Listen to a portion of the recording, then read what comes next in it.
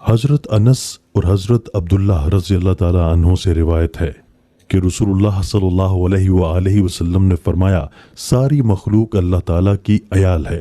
یعنی سب مخلوق کی روزی اور ان کی ضروریات حیات کا حقیقتاً اللہ تعالیٰ ہی کفیل ہے، جس طرح کہ کوئی آدمی اپنے اہل و عیال کی روزی اور ان کی ضروریات کا مجازاً کفیل ہوتا ہے۔ بس اللہ کو اپنی ساری مخلوق میں زیادہ محبت ان بندوں سے ہے جو اس کی عیال یعنی اس کی مخلوق کے ساتھ احسان کریں۔ تشریح: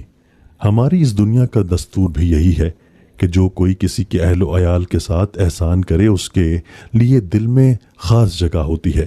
اس حدیث میں فرمایا گیا ہے کہ اللہ تعالیٰ کا معاملہ بھی یہی ہے کہ جو کوئی ان کی مخلوق کے ساتھ احسان کا برتاؤ کرے، جس کی مختلف صورتیں اوپر ذکر کی جا چکی ہیں، وہ اللہ تعالیٰ کو محبوب ہو جاتا ہے۔ یہ بات پہلے بھی بار بار ذکر کی جا چکی ہے اور یہاں بھی ملحوظ رہنی چاہیے کہ اس قسم کی بشارتوں کا تعلق صرف ان بندوں سے ہوتا ہے جو کسی ایسے سنگین جرم کے مجرم نہ ہوں جو آدمی کو اللہ تعالیٰ کی رحمت اور محبت سے بالکل ہی محروم کر دیتا ہو۔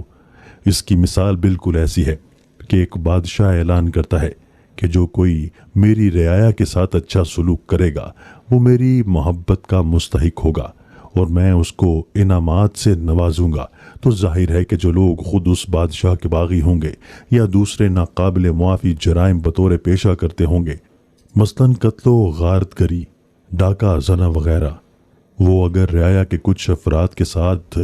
بڑے سے بڑا سلوک بھی کریں تب بھی وہ اس اعلان کی بنیاد پر بادشاہ کی محبت اور انعام کے مستحق نہیں ہوں گے، اور یہی کہا جائے گا کہ اس شاہی فرمان کا تعلق ایسے باغیوں اور پیشہ ور مجرموں سے نہیں ہے۔ امید کرتا ہوں کہ آپ کو ویڈیو پسند آئی ہوگی۔ اگر آپ کو ویڈیو پسند آئی ہے تو ہمارے فیس بک پیج کو فالو کر لیں تاکہ ہر آنے والی ویڈیو آپ کو بروقت مل سکے۔ ایک ایسی ہی مزید ویڈیو کے ساتھ آپ لوگوں کے سامنے حاضر خدمت ہوں گے۔ تب تک کے لیے اللہ حافظ۔